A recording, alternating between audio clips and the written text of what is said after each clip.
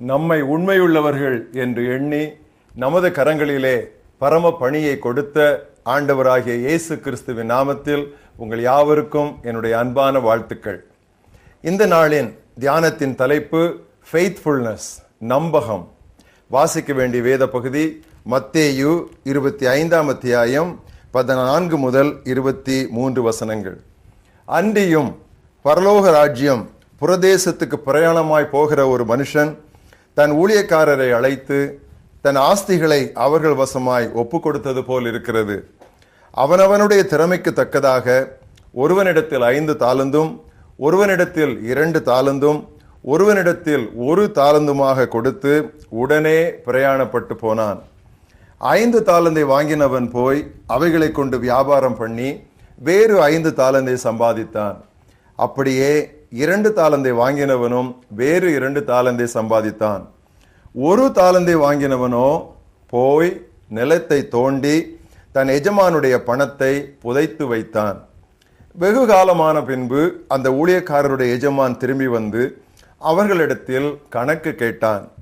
அப்பொழுது 5 தாலந்தை வாங்கினவன் வேறு 5 தாலந்தை கொண்டு வந்து, ஆண்டவனே, 5 தாலந்தை என்னிடத்தில் ஒப்புவித்தீரே, அவைகளை கொண்டு இதோ வேறு 5 தாலந்தை சம்பாதித்தேன் என்றான்.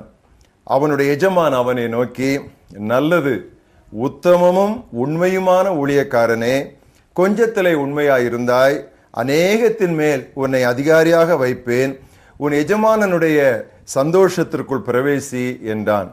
2 தாலந்தை வாங்கினவனும் வந்து, ஆண்டவனே, 2 தாலந்தை என்னிடத்தில் ஒப்புவித்தீரே, அவைகளை கொண்டு இதோ வேறு 2 தாலந்தை சம்பாதித்தேன் என்றான். அவனுடைய எஜமான் அவனை நோக்கி, நல்லது, உத்தமமும் உண்மையுமான ஊழியக்காரனே, கொஞ்சத்திலே உண்மையாயிருந்தாய், அநேகத்தின் மேல் உன்னை அதிகாரியாக வைப்பேன், உன் எஜமானுடைய சந்தோஷத்திற்குள் பிரவேசி என்றார். இன்றைய மனப்பாட வசனம் 1 தீமோத்தேயு 1ஆம் அத்தியாயம் 12ஆம் வசனம்.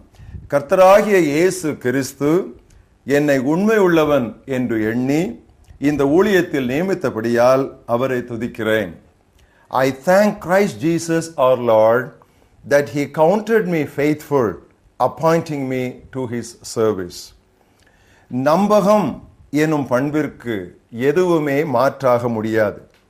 அறிவு, திறமை, நுட்பம் இது போன்ற எதுவுமே நம்பகத்திற்கு நிகராகாது. கடவுள் நம்மை எங்கு எதற்கு அழைத்திருக்கிறாரோ அதில் உண்மையும் உத்தமமாய் இருக்க வேண்டும் என்பதே அவரது அடிப்படை விருப்பம். ஒரு வேலைக்காரனாக மோசே கடவுளுக்கு முன் உண்மையாயிருந்தார்.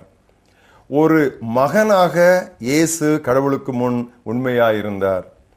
5 தாலந்து பெற்ற வேலைக்காரன் இன்னும் 5ஐ சம்பாதித்தான். 2 பெற்றவன் இன்னும் 2ஐ சம்பாதித்தான். இருவருமே உண்மையும் உத்தமமும் உள்ளவர்கள் என சரிசமமாக பரிசு பெற்றார்கள். எங்கெல்லாம் நம்பகம் நம்மிடத்தில் முக்கியமாக காணப்பட வேண்டும் என்று ஒரு சில காரியங்களை இன்று நாம் கவனிப்போம். முதலாவது, ஒரு வேலை அல்லது தொடர் நிகழ்வின் துவக்கத்தில் மட்டுமல்ல, இறுதி வரை உத்தமமாய் இருக்க வேண்டும். எப்ராயிமுக்கு இதில் இருந்த குறைபாட்டை கடவுள் சுட்டிக்காட்டினார். உன் பக்தி காலை நேர மேகம் போலவும் கதிரவனை கண்ட பனி போலவும் மறைந்து போகிறதே என்று ஆண்டவர் புலம்பினார். தனது தலைவனது வருகை பிந்தியதால் பொறுமையிழந்த வேலைக்காரன் உடன் வேலையாட்களை அடிப்பதும் தனது பொறுப்புகளில் உத்தமத்தை கைவிடுவதுமாய் இருந்தான். அக்கினி கடல்தான் அவன் பங்காயிற்று என்று மத்தேயு 24ஆம் அத்தியாயத்திலே நாம் வாசிக்கிறோம். நாம் இறக்கும் வரை உண்மையும் உத்தமமாய் இருந்தால்தான் ஜீவ கிரீடம் நமதாகும். அதைத்தான் ஆண்டவராய் இயேசு கிறிஸ்து, நீ மரண பரியந்தம் உண்மையாயிரு, உனக்கு நான் ஜீவ கிரீடத்தை தருவேன் என்றார். இரண்டாவது, நமது கிறிஸ்தவ வாழ்வு மற்றும் பணியின் துவக்கம் முதலே உடனடி ஆசீர்வாதங்களில் அல்ல, முடிவான பலன்களிலேயே நம்முடைய கண்களை பதித்திட நாம் கற்றுக்கொள்ள வேண்டும்.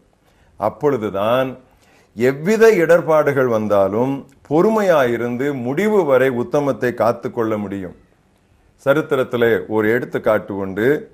அலாஸ்காவின் கடும் குளிர் காடுகளில் தனி மிஷனரி ஒருவர் பிரசங்கித்துக் கொண்டிருந்தாராம். தொலைவிடங்களை கண்டுபிடிக்கும் ஒருவர் அவரை பார்த்து, அவ்வளவு பயங்கரமான இடத்தில் ஏன் வாழ்க்கையை வீணடித்துக் கொண்டிருக்கிறார் என்று வினவியதற்கு அவர் கொடுத்த பதில் என்ன தெரியுமா?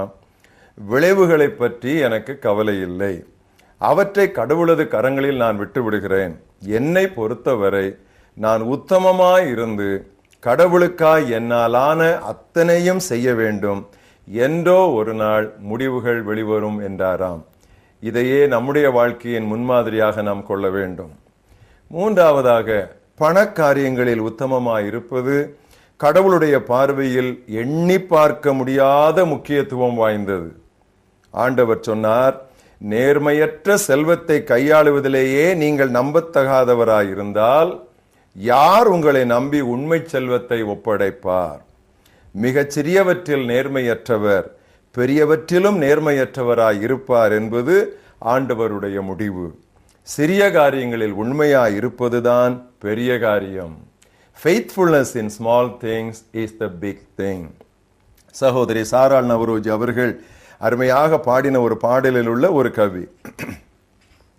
கர்த்தரை நம்பியே ஜீவிப்போம், கவலை கஷ்டங்கள் தீர்ந்திடும், கைவிடா காத்திடும் பரமனின் கரங்களை நாம் பற்றி கொள்வோம். உண்மை வழி நடந்திடும் உத்தமனுக்கென்றும் கர்த்தர் துணை, கண்களவன் மீது வைத்திடுவார், கருத்தாய் காத்திடுவார். கர்த்தரை நம்பியே ஜீவிப்போம், கவலை கஷ்டங்கள் தீர்ந்திடும், கைவிடா காத்திடும் பரமனின் கரங்களை நாம் பற்றிக்கொள்வோம்.